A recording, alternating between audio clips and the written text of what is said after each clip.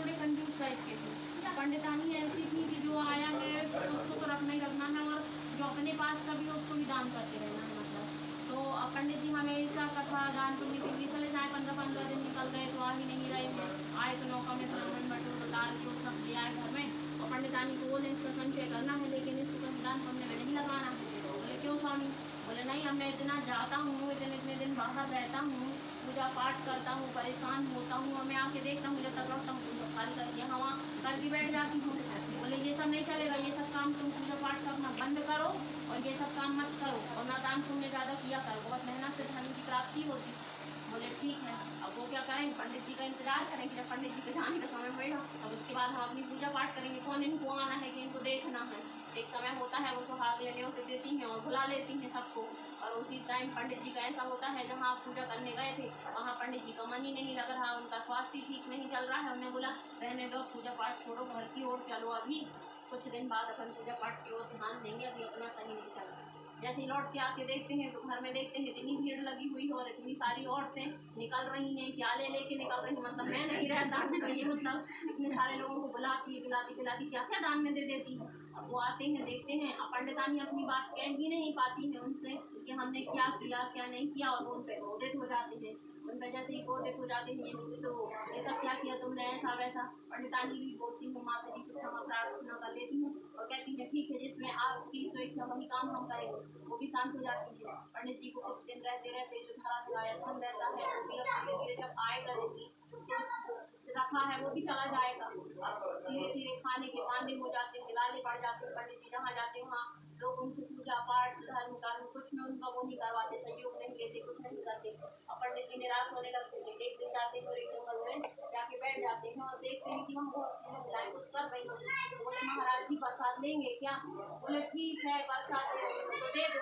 अब वो जब प्रसाद में मिठाई और ये चना देते तो बोले ये सब आप लोग क्या कर रही थी? बोले ये लोग हम लोग अपने अखंड सौभाग्य के लिए, अपने पति की लंबी आयु के लिए सुहागन माता का व्रत किया है और उसी का हम लोग पूजन पाठ कर रहे हैं। बोले अच्छा।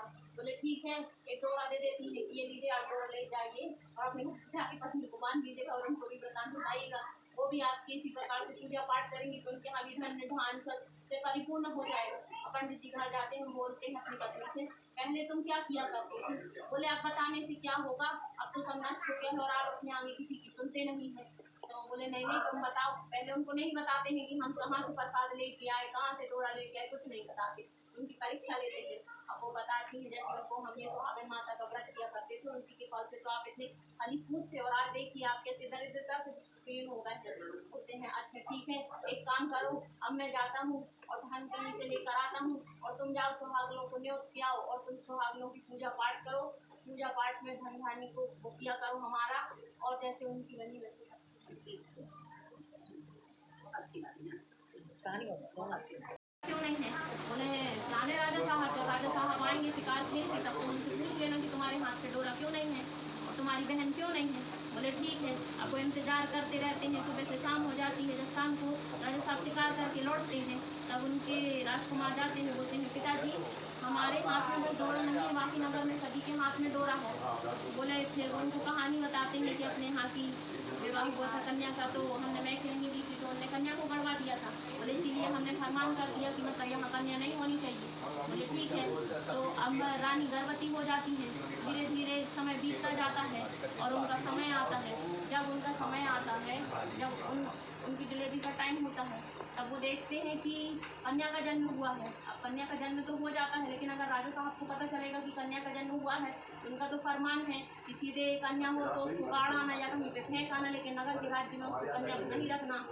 तो अब रानी बहुत चिंतित हो जाती है। तो उनके कुंवर सा आते हैं, बोले माता जी एक काम करो कि हमारा हुक्म फैला दो सब कि कुंवर सा के उससे मतलब बहन का कहीं पे भी वो निकासी नहीं की जाएगी, बहन को साथ में रखा जाएगा। बोले राजा साहब को नहीं बताएंगे और बहन को लुकाए रहेंगे।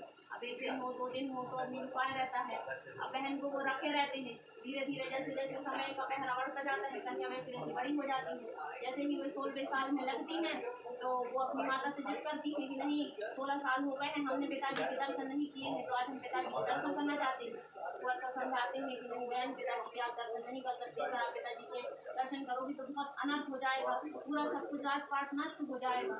नहीं मानती है। माता जी क्या करें। माता जी कहती हैं तुम एक काम करना, पिताजी तो अभी शिकार खेलने को गए हैं, लेकिन जब शाम को वहाँ से शिकार करके लौटेंगे तो तुम छत पे खड़ी हो जाना, लेकिन ऐसी आड़ में खड़ी हो जाना कि जहाँ तुम्हारी परछाई राजा साहब के ऊपर ना पड़े। कन्या तो कन्या है, वो खड़ी हो गई। छत पर जैसे ही खड़ी होती हैं और राजा साहब शिकार करके जैसे ही लौटते हैं तो देखते हैं कि छाई सी समझ में आ रही कन्या है।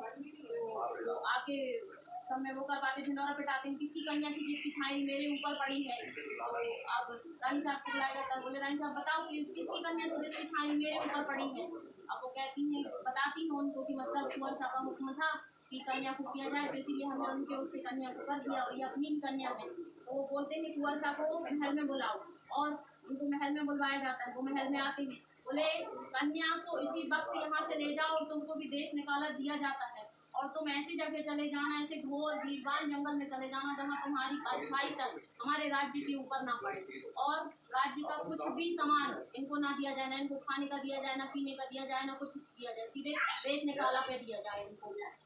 रानी बहुत दुखी होती हैं, फिर भी रानी सोचती हैं कि बताओ कन्या को लेके कहाँ जाएंगे। राजा साहब को बहुत समझाती हैं, लेकिन राजा साहब का तो हुक्म था, उनके हुक्म को वो किया नहीं जा सकता था, उसकी अवहेलना नहीं कर सकती थी रानी। तो बोले ठीक है, खाने पीने का थोड़ा थोड़ा सामान बांध देते हैं कोठरी में, और कहते हैं कि बेटा ठीक है, अब तुम इनको लेके चले जाओ, किसी जंगल में चले जाओ, कहीं चले जाओ, अपनी बहन के साथ रहना और उनका ध्यान रखना, और फिर जब राजा साहब को कभी वो होएगा, चित्त पलटेगा, तो फिर वो तुमको बुलाएंगे, कन्या को बुलाएंगे। बोले ठीक है। अब भाई चले जाते हैं, बहुत दूर निकल जाते हैं, एक बीरबान जंगल में चले जाते हैं, वहीं पे एक झोपड़ी बना लेते हैं, झोपड़ी में रहने लगते हैं। अब वो कन्या दिन में घर में अकेली रहती है, भाई काम धंधे के उससे निकल जाते हैं और शादी को लौटते हैं। अब कन्या का मन नहीं लगता है, एक दिन वो मुरझाई सी बैठ जाती है। तो जैसे ही वर्ष आते हैं तो बोले कि आज क्या हो गया है बहन, आज तुम ऐसी बैठी हो, आज तुमने कुछ काम नहीं किया, ना भोजन बनाया, ना कुछ किया है, नहीं किया है। बोले भैया आप तो दिन भर के लिए चले जाते हैं, घोर बीमार जंगल में मैं क्या देखूं, क्या सुनूं, क्या करूं, मेरा यहाँ पे मन नहीं लगता है। तो बोले बताओ बहन मैं तुम्हारे लिए क्या कर सकता हूँ। बोले भैया तुम एक काम करो कि चिड़ैया मुनैया ला दो। बोले चिड़ैया मुनैया ला देंगे तो तुम्हारा मन लगेगा। बोले ठीक है, जिस दिन बाजार का दिन होगा उस दिन मुझे बता देना, तो जब मैं बाजार जाऊँगा तुम्हारे लिए चिड़ैया मुनैया ला दूंगा। धीरे धीरे एक दिन बाजार का दिन आ जाता है, वह सजाते हैं और बाजार से चिड़ैया मुनैया ले आते हैं। मैंने चिड़ैया मुनैया को तो मंगा लिया था, लेकिन उनको पता नहीं था कि इनको कैसे दाना पानी क्या करना है, क्या देना है, क्या करना है। एक दिन कन्या अपने काम में लीन हो जाती है और चिड़ैया मुनैया मुरझा जाती है। जब चिड़ैया मुनैया मुरझा जाती है तो वो देखती हैं कि आज चिड़ैया मुनैया कुछ खा नहीं गई रही है और मुरझा गई है, इनको क्या हो गया है। वो माता के पास जाती है और माता से विनती करती है, माता हमारी चिड़ैया मुनैया को क्या हो गया है, वो आज मुरझा गई है। ऊपर से एक आकाशवाणी होती है और शानवी भी माता आती है। बोले बेटा तू एक काम कर कि तू सुहागले साथ जल्दी सुहागले तो तू बच दे, तो तेरी चिड़ैया मुनैया ठीक हो जाएगी। बोले माता मैं सुहागलों को तो बच दूंगी, लेकिन मैं यहाँ घोर बीरबार जंगल में कहाँ से क्या करूँगी। बोले वो सब तेरा हो जाएगा, तू गुड़ मंगा लेना, चना मंगा लेना और भाड़ में जाके उनको छुड़वा लेना, और बाजार से कोई भी मिठाई मंगा के, और सोमवार गुरुवार शुक्रवार जिस दिन तेरी इच्छा हो उस दिन तू हमको न्योत के बुला लेना और तू सुहाग लेकर लेना, तेरी चिड़ैया मुनैया ठीक हो जाएगी। और शानवी भी माता ऐसे जल को छिड़कते हुए और अंतर ध्यान हो जाती है। अब बेटी क्या करती है कि सोमवार का दिन आता है, उस दिन वो बाजार से गुड़ मंगा लेती है और चने मंगा लेती है, लेकिन चनों को भाड़ में फूल जाती है। तो अब वहाँ से ये चने को लिए बैठी रहती है, वहाँ से एक मुर्दा वाला निकलता है। तो मुर्दा वाले निकलते हैं तो बोले मुर्दा को लेके आए,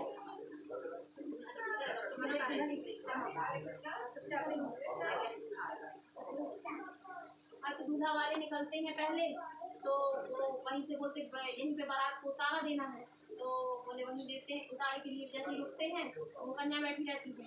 बोले कि आप हमारे गुड़ चना छुड़वा लाएंगे क्या।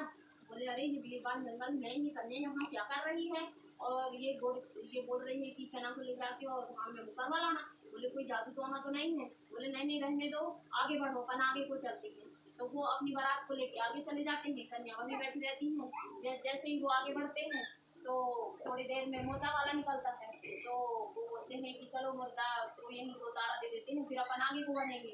तो कन्या मिलती है, तो कन्या कहती है कि भैया भैया हमें सुहाग करनी है और उसके लिए हमें चना को भाड़ में फुड़वाने हैं। बोले अच्छा। तो बोलते हैं मुर्दा तो है साथ में लिए हैं, लेकिन क्या कर सकते हैं, कन्या हो सकता है कुछ वो हो देवी भी हो, बोले उतारा तो अपन को देना ही है मुर्दे का, तो एक काम करते हैं थोड़ी देर से उतारा दे देंगे, पहले जाके एक दिन जाओ और इनकी चना ले जाओ और भाड़ में ले जाके छुड़वा लाना। बोले ठीक है। अब वो लेके जाते हैं और छुड़वाने के लिए, और जैसे ही छुड़वा के चने लौटते हैं उनका मुर्दा खड़ा हो जाता है, और जो बारात वाले अपनी बारात को लेके गए थे उनका दूल्हा मुरझा जाता। बोले दूल्हे क्यों मुरझा गया? बोले जाने वो कन्या ने क्या जादू टोना कर दिया, जंगल में मिली थी उसकी वजह से ये वो हो गया है।